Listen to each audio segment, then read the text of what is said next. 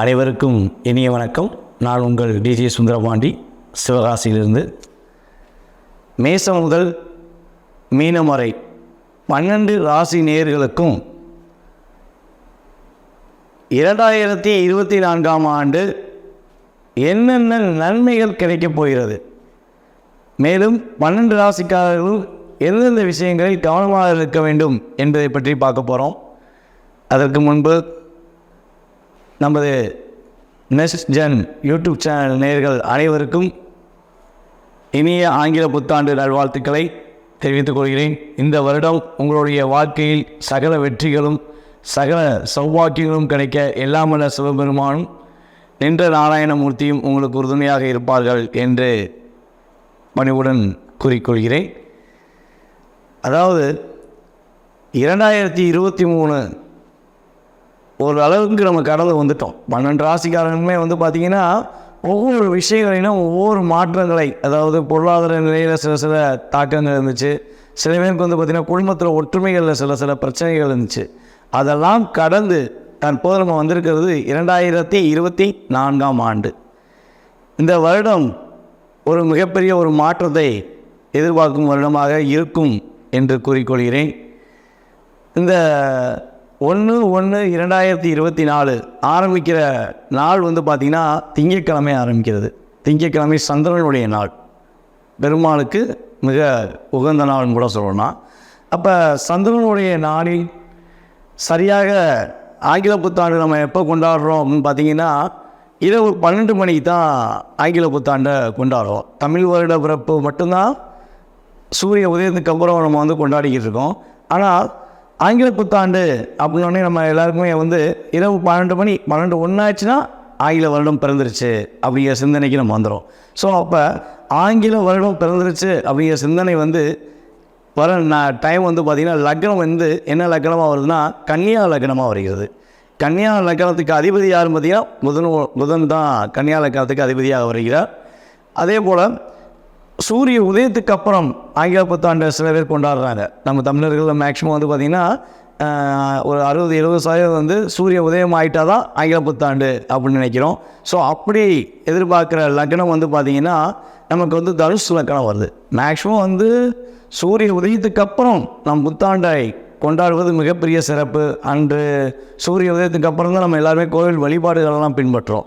So தனுசு லக்னம் plus 12 மணிக்கு முன்னாடி பார்த்திங்கன்னா கன்னியா லக்னம், முதல் குரு, இதனுடைய செயல்பாடுகள் நம்மளுடைய வாழ்க்கையில் இந்த வருடத்தில் மிகப்பெரிய ஒரு மாற்றத்தை ஏற்படுத்த போகுது. அதே போல் லக்னம் ஆரம்பிக்கும் பொழுது லக்னம், அதாவது கன்னியா லக்னம் ஆரம்பிக்கும் போது லக்னத்திலே கேது பகவான் வந்திருக்கிறார். இதில் இன்னொரு விஷயத்தில் பார்த்திங்கன்னா அன்றைய நட்சத்திரம் அப்படின்னு பார்த்திங்கன்னா மக நட்சத்திரம். சிம்ம ராசி மக நட்சத்திரம் தான் அன்றைய நாளாக செயல்படுகிறது. மதியத்துக்கு மேலே பார்த்திங்கன்னா பூர நட்சத்திரம்.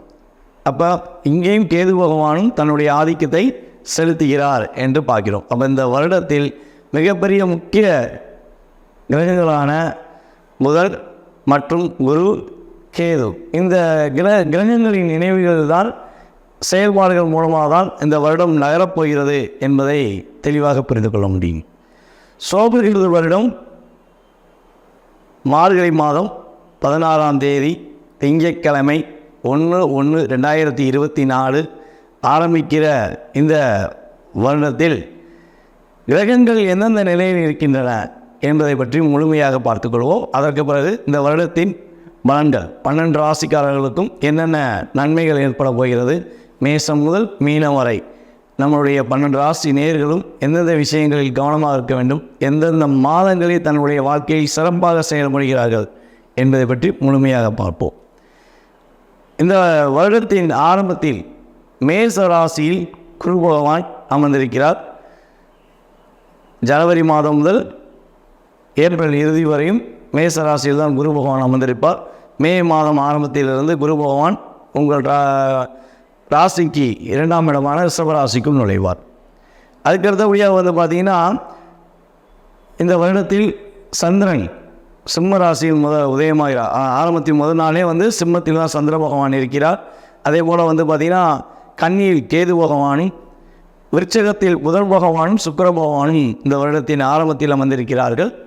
அதுக்கடுத்தபடியாக தனுசில் சூரியன் செவ்வாய், மிகப்பெரிய ராஜ கிரகமான சூரியனும் செவ்வாயும் இந்த வருடத்தில் காலபுருஷன் ராசியான 9ஆம் இடத்தில் தனுசு ராசியில் அமர்ந்திருக்கிறார்கள். அதுக்கடுத்தபடியாக காலபுருஷ ராசியின் மிகப்பெரிய கிரகமான சனி பகவான், அதாவது 10ஆம் இடத்து 11ஆம் இடத்து அதிபதியான சனி பகவான், அவர் தான் தொழிற்ஸ்தானாதிபதி, அவர் தான் கர்மஸ்தானாதிபதியும் அவர் தான். ஸோ அந்த சனி பகவான் கும்ப ராசியில் அமர்ந்திருக்கிறார் ஆரம்பத்தில். அதாவது கிட்டத்தட்ட 2024 முழுவதுமே கும்பத்தில் தான் சனி பகவான் இருப்பார். அதேபோல் ராகு பகவான் காலபுருஷ ராசியான 12ஆம் ராசி மீன ராசியாக வருகிறது. அந்த மீன ராசியில் ராகு பகவான் அமர்ந்திருக்கிறார். இதுதான் கிரகத்துடைய செயல்பாடு தன்மைகள். இந்த நவ கிரகங்கள் 9 கிரகங்களும் எங்கே அமர்ந்திருக்கிறார்கள், அதனை வைத்துதான் உங்களுடைய வாழ்க்கையில் சில மாற்றங்கள், சில நன்மைகள் ஏற்பட போகிறது என்பதை கணித்து உங்களுக்கு தெளிவாக குறிப்பிடுகிறேன். அதாவது ஒவ்வொரு வருடமும் பார்த்திங்கன்னா, போன வருடமாக 2023 கிட்டத்தட்ட ஒரு 3 கிரகங்கள் இடவிட்டு இடம் மாறினார்கள். அதாவது குரு பகவானும் பார்த்திங்கன்னா மீனத்திலேருந்து மேசத்துக்கு வந்தார். 2023 மீனத்திலேருந்து மேசத்துக்கு வந்தார். அதே போல் பார்த்திங்கன்னா ராகு கேது பகவான் போன வருஷம் 2023 அக்டோபர் மாதம் இறுதியில் என்ன பண்ணார் பார்த்திங்கன்னா 30ஆம் தேதியில் ராகு பகவான் மேசத்திலேருந்து மீனத்துக்கும், அதே போல் கேது பகவான் பார்த்திங்கன்னா துலாமிலிருந்து கன்னிக்கும் பயிற்சி ஆனாங்க. ஆனால் இந்த வருடத்தில் ஒரே ஒரு கிரகம் மட்டும்தான், அதாவது வருட கோள்கள் பார்த்திங்கன்னா மொத்தம் 4 கிரகங்கள் எடுத்துக்கிறோம். அதாவது ராகு கேது பகவான் 2 கிரகங்களாகவும், குரு பகவான் ஒரு கிரகம், அடுத்து சனி பகவான் ஒரு கிரகம். இவங்க 4 பேர் தான் ஒரு வருடத்தை மாற்றத்தை அமைப்பதற்கு ஒரு மிகப்பெரிய ஒரு முக்கிய தூணாக இருப்பாங்க. ஸோ அப்படி இருக்கும்பொழுது இந்த வருடத்தில் குரு பகவான் மட்டும்தான் பயிற்சி ஆகிறார். மற்ற கிரகங்கள், இந்த 3 கிரகங்களும் அதே அந்தந்த ராசியில் அமர்ந்திருப்பாங்க. ஸோ குரு பகவானை தவிர்த்து மற்ற வருட கோள்கள் எதுவும் பயிற்சியாகவில்லை. சூரிய பகவான் எப்பவுமே மாதத்துக்கு ஒரு நாள், மாதத்துக்கு ஒரு தடவை ஒரு ராசியை விட்டு இன்னொரு ராசி கிடக்கிறது. சுக்கிர பகவான் அதே போல் மாத கிரகங்கள், செவ்வாய் மாத கிரகங்கள் தான். சந்திரன் நாட்கள், புதனும் மாத கிரகங்கள். இந்த நாட்கள் கிரகங்கள் மாத கிரகங்களால் சில மாற்றங்கள் தான் ஏற்படும். ஆனால் இந்த வருட கோள்கள் மாற்றம் அடையும்போது தான் நம்மளுடைய ஒவ்வொருவருக்குமே ஒரு மிகப்பெரிய மாற்றத்தை எதிர்பார்த்து காத்திருப்போம். எப்படா குரு பயிற்சி நடக்கும், குரு பயிற்சி நடந்தால் நம்மளுடைய வாழ்க்கையில் மாற்றம் வந்துடுமே, குரு பார்வை கிடைத்தால் கோடி புண்ணியம் கிடைக்குமே அப்படிங்கிற ஒரு சிந்தனையில் இருப்போம். ஸோ அதே போல் பார்த்திங்கன்னா சனி பயிற்சி நடக்குது, என்ன பண்ண போகிறாரோ, நமக்கு என்ன ஒரு நன்மையை செய்ய போகிறாரா இல்லை வேறு தீமையை கொடுக்க போகிறாரா அப்படிங்கிற ஒரு சிந்தனையை நம்ம மனசுக்குள்ள கொடுக்குறதே பார்த்திங்கன்னா இந்த சனி பயிற்சியும் ராகு கேது பயிற்சி தான். இதில் இந்த சனி பகவான் பார்த்திங்கன்னா உங்கள் கூட இருக்கவங்க யார், அவங்களுடைய செயல்பாடு என்ன, உங்களுடைய கர்மா செயல்பாடுகளில் உள்ள தன்மையை பொறுத்து உங்களுடைய வாழ்க்கையில் ஏற்றம் இறக்கத்தை கொடுப்பார். ஆனால் அவர் ஒரு பாடத்தை கொடுத்தாருன்னா, பாடம் புகற்றினார்னா அதில் உங்களுக்கு நன்மைகளும் இருக்கும். அது தீமையை மட்டும் நீங்கள் நினச்சிக்கிட்டீங்கன்னா மனசில் வருத்தம் தான். ஸோ ஆனால் சனி பகவான் உங்களுடைய வாழ்க்கையில் பல மாற்றங்களை கொடுப்பார், அதான் உண்மை. ஸோ இந்த வருடத்தில் குரு பகவான் மட்டும்தான் பயிற்சி ஆகிறார். அதே போல் இந்த வருடத்தில் பார்த்திங்கன்னா உலகியல் ஜோதிடம் அப்படின்னு பார்த்தீங்கன்னா 2024 இயற்கை சீற்றங்கள் கொஞ்சம் ஏற்படும். அதாவது ராகு 12ஆம் இடத்துல உட்காந்துருக்காரு பார்த்தீங்களா, ராகு 12ஆம் இடத்துல அமர்ந்திருக்கிறதுனால உங்களுக்கு இயற்கை சீற்றங்கள், அதாவது நீர்கள் சம்மந்தப்பட்ட செயல்பாடுகள் கொஞ்சம் அதிகமாக மழை பெய்வதற்கான வாய்ப்பு. ஸோ அதே போல் கடல் சீற்றங்கள் ஏற்படுவதற்கான வாய்ப்புகள்லாம் கொஞ்சம் ஏற்படும். அதனால் கொஞ்சம் அதுக்கு முன்னாடி நம்ம என்ன பண்ணணும்னா ஒரு பாதுகாப்பான செயல்பாடுகள் நம்ம செஞ்சுக்கிறது ரொம்ப நல்லது. அதே போல் ராகு பகவான் பார்த்திங்கன்னா வெளிநாடு பயணங்களுக்காக முயற்சி எடுப்பவர்களுக்கு மிகப்பெரிய மாற்றத்தையும் முன்னேற்றத்தையும், கடல் சார்ந்த, அதாவது கடல் அப்படிங்கும்போது கடல் சார்ந்த பகுதிகளுக்கு செல்லுபவர்களுக்கு ஒரு நல்ல மாற்றத்தையும் முன்னேற்றத்தையும் உறுதியாக கொடுப்பார் என்று பார்க்கிறோம். அதே போல் இந்த வருடத்தில் எந்தெந்த ராசிக்காரர்கள் தன்னுடைய ஆன்மீக பயணங்களை, ஆன்மீக செயல்பாடுகளை மிக கவனமாக கரெக்டாக செய்கிறார்களோ அவர்களுக்கு கேது பகவானால் ஏற்படுகின்ற தடைகள் விலகி வெற்றிகரமான ஒரு சூழ்நிலை உறுதியாக அமையும். ஓகேவா? அதனால் இந்த 12 ராசிக்காரர்களுக்கும் எந்தெந்த மாதங்களில் என்னென்ன நன்மைகள் கிடைக்கப் போகிறது என்பதை பற்றி முழுமையாக பார்ப்போம் வாங்க. 2024 என்னுடைய வாழ்க்கையில் ஒரு வெற்றிகரமான சூழ்நிலையை உறுதியாக கிடைக்குமா? நல்ல மாற்றங்கள் உண்டா? இந்த 2024 நான் நிம்மதியாக இருப்பேனா அப்படின்னு நினைக்கிற நமது துலாம் ராசி நேயர்களுக்கு ஒரு பொற்காலமான வருடமாக, வாழ்க்கையில் ஒரு நல்ல விதமான முன்னேற்றத்தை பெறக்கூடிய வருடமாக இருக்கும் என்பதை உறுதியாக குறிப்பிடுகிறேன். இந்த 2024 உங்களுடைய வாழ்க்கையில் பொருளாதார நிலையில் நல்ல முன்னேற்றம் உறுதியாக இருக்கப் போகிறது. ஏனென்றால் குருவின் பார்வை உங்களுக்கு சிறப்பான பார்வையின் மூலமாக உங்களுக்கு இந்த 2024 குரு பயிற்சி உங்களுக்கு மாற்றத்தை கொடுக்கக்கூடிய சூழ்நிலையை குறிக்கிறது. துலாம் ராசியில் உள்ள நட்சத்திரங்கள் என்று பார்க்கும்பொழுது சித்திரை நட்சத்திரம் 3ஆம் பாதம் 4ஆம் பாதம் செவ்வாயின் நட்சத்திரமான 3, 4 பாதங்களை கொண்ட சித்திரை நட்சத்திரம் துலாம் ராசியில் இருக்குது. அதுக்கு அடுத்தபடியாக பார்த்திங்கன்னா ராகுவின் நட்சத்திரமான சுவாதி நட்சத்திரம் 4 பாதங்களும் சுவாதி நட்சத்திரம் துலாம் ராசியில் தான் இருக்குது. அதுக்கு அடுத்தபடியாக குருவின் நட்சத்திரமான விஷால நட்சத்திரம் 1, 2, 3 இந்த 3 பாதங்களும் நமது துலாம் ராசியில் தான் இருக்குது. துலாம் ராசியின் அதிபதி யாருன்னு பார்த்திங்கன்னா சுக்கிர பகவான். சுக்கிரனால எல்லாருக்குமே பிடிக்கும். எல்லாருமே நம்ம எதிர்பார்க்குறது சுக்கிரனை தான் ரொம்ப அதிகமாக எதிர்பார்ப்போம். சுக்கிரன் தான் முகத்தில் ஒரு லட்சணத்தை கொடுப்பார். அந்த தோற்றத்தை ஒரு மகிழ்ச்சியான சூழ்நிலையை கொடுக்கறதே சுக்கிர பகவான் தான். அதுக்கு அடுத்தபடியாக அதை பற்றி அந்த ராசியில் மிகப்பெரிய ஒரு சிறப்பு என்னென்னு பார்த்தீங்கன்னா, ஒரு நீதி அரசர் யார் எந்த தவறு செய்தாலும் அதை சரியாக சுட்டி காட்டி அதற்கான ஒரு தகுந்த கர்ம வினைக்கான செயல்பாடு தன்மையை நிகழ்த்தி தான் நிகர் என்று நிகழ்த்தி காட்டும் நடத்தி காட்டும் நீதி அரசர் சனி பகவான் இந்த துலாம் ராசி தான் உச்சம் பெற்றிருக்கார். அதனால தான் துலாம் ராசிக்கு திராசு கொடுத்தாங்க. அதாவது இந்த பக்கம் சாய மாட்டாங்க, இந்த பக்கம் சாய மாட்டாங்க, சரியான பாதையை தன் வசப்படுத்தி அந்த சரியான பாதையை எதிர்நோக்கி நடப்பவங்க தான் துலாம் ராசிக்காரங்க. தன்னுடைய கூட இருப்பவங்க 2 பேர் சண்டை போடுறாங்கன்னா அதில் யார் தவறு செய்கிறாங்களோ அதை சரியாக சுட்டி காட்டிடுவாங்க. ஏன்னா அப்படி சுட்டி காட்டினா மட்டும்தான் துலாம் ராசிக்காரங்க கரெக்டாக இருப்பாங்க. எப்போ ஒரு தவறான பாதைக்கோ தவறான செயல்பாடுக்கோ துலாம் ராசிக்காரங்க வாண்டாடாக போகிறாங்கன்னா அவங்க கண்டிப்பாக பார்த்திங்கன்னா வாழ்க்கையில் முன்னேற்றம் அடைவதற்கு ரொம்ப போராடி இருப்பாங்க. போராட வேண்டிய சூழ்நிலை இருக்கும். மற்றவர்களுக்கு தீங்கு விளைவிக்காமல் தன்னுடைய செயல்பாடுகளை தூய்மையான முறையில் கொண்டு போகிற துலாம் ராசிக்காரங்க என்றைக்குமே தோற்று போக மாட்டாங்க. எந்த கிரகங்களுடைய தாக்கங்கள் இருந்தாலும் துலாம் ராசிக்கு பிரச்சனை என்பது கிடையாது. நேர்மையான முறையில் இருப்பவர்களுக்கு மட்டுமே. ஏன் இந்த இடத்துல நேர்மையான முறை அப்படின்னு நம்ம பயன்படுத்துகிறோம்னா, துலாம் ராசிக்கு உங்களுக்கு கொடுத்துருக்க சிம்மலை என்னென்னா தராசு. தராசு எப்பவுமே நேர்மை, சரியான ஒரு எடை அப்படிங்கிறத காட்டுறது தான் தராசு. ஸோ அப்போ நீங்கள் சரியான பாதையை நோக்கி பயணிங்கள். உங்களுடைய வாழ்க்கையில் 2024 மிகப்பெரிய ஒரு பொற்காலமாக உறுதியாக அமையும்.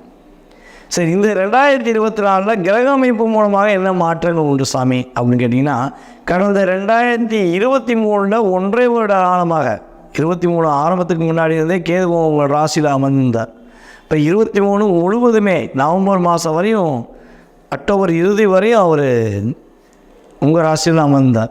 அப்போ உங்களுக்கு பலவிதமான போராட்டங்கள், மன அழுத்தங்கள், தடைகள், பிரச்சனைகள், தாயாரின் உடல் ஆரோக்கியத்தில் பிரச்சனைகள், கடன் பிரச்சனைகள்னு ரொம்ப போராடினீங்க. இந்த நவம்பர் மாதத்துக்கு மேலே தான் கொஞ்சம் உங்களுக்கு ஒரு நிம்மதி கிடைச்சிச்சு. இதில் கொடுத்த வாக்கையும் காப்பாற்ற முடியல, பொருளாதார நிலையும் முன்னேற்ற முடியல அப்படிங்கிற சூழ்நிலைகள்லாம் உங்களுக்கு இருந்துச்சு. பார்த்திங்களா? இந்த நிலையிலிருந்து உங்களுக்கு மாற்றங்கள் ஏற்பட போகிறது. இந்த குரு பகவான் உங்கள் ராசிக்கு, அதாவது துலாம் ராசிக்கு 6ஆம் இடத்தில் அமர்ந்திருக்கும் உங்களுடைய துலாம் ராசிக்கு 6ஆம் அதிபதி 3ஆம் இடத்து அதிபதியான குரு பகவான் உங்கள் ராசிக்கு 7ஆம் இடத்தில் அமர்ந்திருக்கிறார். மேச ராசியில் அமர்ந்திருக்கிறது 7ஆம் இடமாக வருகிறது. அப்போ 3க்கும் 6க்குரிய குரு பகவான் 7ஆம் இடத்தில் அமர்ந்து உங்களை பார்த்து கொண்டிருந்தார். அதனால் கேதுவின் தாக்கத்திலிருந்து கொஞ்சமாக ரிலாக்ஸ் ஆனீங்க. ஸோ இப்போ குரு பகவான் என்ன பண்ணுறாரு, மே மாதத்துக்கு ஆரம்பத்திலிருந்து 2024 மே மாதத்துலேருந்து உங்கள் ராசிக்கு 8ஆம் இடம், அதாவது உங்கள் ராசிக்கு அதிபதியான சுக்கிரன் வீட்டுக்கே அவர் செல்கிறார். அவர் 8ஆம் இடத்துக்கு போகிறாரு. குரு 8ல் போனால் உங்களுக்கு தேவையில்லாத ஒரு பிரச்சனையோ ஒரு மன அழுத்தமோ ஒரு குழப்பமோ ஏற்படுமோங்கிற பதட்டம் உங்களுக்கு தேவையில்லை, பயப்பட தேவையில்லை. ஏனென்றால் உங்களுக்கு 3, 6க்குரியவர் தான் குரு பகவான். அவர் 6ஆம் இடத்து அதிபதி 8க்கு போகிறது. ஒரு கட்டவன் கிட்டிலும் ராஜயோகம்னு சொல்லி ஒரு பழமொழி இருக்குது பார்த்தீங்களா, அதே மாதிரி உங்களுக்கு பலவிதமான மன அழுத்தத்தையும் சில குழப்பங்களையும் 6ஆம் இடத்து அதிபதியாக இருந்து கொடுக்கும் குரு பகவான் 8ஆம் இடத்தில் மறைய வருவது உங்களுக்கு ஒரு சில மாற்றங்களை ஏற்படுத்தும். ஆனால் 8இல் குரு அமர்ந்திருப்பது சில தாக்கங்களையும் கொடுக்க தான் செய்யும். ஆனால் இந்த மாற்றமானது உங்களுக்கு நன்மைகளை கொடுக்கும் மாற்றமாக இருக்க போகிறது. என்ன ஒன்றும் புரியலையே சாமி அப்படின்னு நினைக்கிங்களா? என்ன தாக்கம் சொல்கிறீங்க, மாற்றம் சொல்கிறீங்க அப்படின்னா, கெட்டவன் கிட்டிலும் ராஜயோகங்கிறது உண்மைதான். ஆனால் குரு சுபகிரகம் அல்லவா, அவர் 8ல் உட்காந்துட்டாருன்னா என்ன செய்யணும்னா நிதானமான முடிவு எடுக்க வேண்டும். உங்கள் ராசியை குரு பார்த்துட்டே இருந்தனால அது கம்பீரமாக வெளியில் ரவுண்டிங் இருந்தீங்கள, அதை கொஞ்சம் குறைச்சிக்கணும். சரியா? நிதானமாக ஸ்லோவாக ஒரு விஷயத்தை செஞ்சீங்கன்னா பாதிப்பு கிடையாது. 8ஆம் இடத்துல குரு உட்கார்ந்தா அதான் விஷயம். கொஞ்சம் நிதானம் தேவை. அவசரப்பட்டு முடிவெடுக்கக்கூடாது. சரியா? யாரையும் அதிகமாக நம்பி செஞ்சிடக்கூடாது. இது இல்லாமல் நீங்கள் செஞ்சீங்கன்னா 8ஆம் இடத்து குரு உங்களுக்கு மிகப்பெரிய பாதிப்பையோ தாக்கத்தையோ கொடுக்க போகிற கிடையாது. ஏற்கனவே நேர்மை உண்மைக்கு கட்டுப்பட்டு நடந்தீங்கன்னா உங்களுக்கு பாதிப்பு குறைவு. குரு பார்வை இருந்தனால எதையும் சமாளிச்சிங்க. ஸோ நீங்கள் செய்கிற தப்பு கூட தெரியாமல் கூட இருந்திருக்கலாம். ஸோ இனிமேல் குரு பார்வை வேறு உங்கள் ராசிக்கு இல்லாதனால கொஞ்சம் கவனமாக செய்யுங்க. அவ்வளோதான். இது 8ல் குரு உட்காந்தா இதுதான். ஆனால் குரு 8ல் உட்காந்து ஒரு சிறப்பான பார்வை மூலமாக உங்களுக்கு ஒரு மாற்றத்தை கொடுக்க போகிறார். இப்போ இந்த வருடம் முழுவதுமே பார்த்திங்கன்னா குருவின் அடிப்படையில் தான் பல மாற்றங்கள் நமது 12 ராசிக்காரர்களுக்குமே ஏற்பட போகிறது. இதில் துலாம் ராசிக்கு குருவின் பார்வை மூலமாக நிம்மதியாக தூக்கம் இருக்கும். மே மாதத்துக்கு மேலே பெட்டி அலைச்சல் இருக்காது, தேவையில்லாத விரைய செலவு இருக்காது. ஒரு நிம்மதியாக தூங்கினேன், நல்லா தூங்கினேன்ப்பா, படுத்து எனக்கு நிம்மதியாக தூக்கம் இருக்குது. இவ்வளோ நாளாக நான் போராடினேன், இதில் ஒரு 6 மாதமாக எனக்கு நிம்மதியாக தூக்கம் இல்லை அப்படின்னு நினைக்க போகிற நமது துலாம் ராசிக்காரர்களுக்கு மே மாதத்துக்கு அப்புறம் ஒரு நிம்மதியான தூக்கம் இருக்கும்.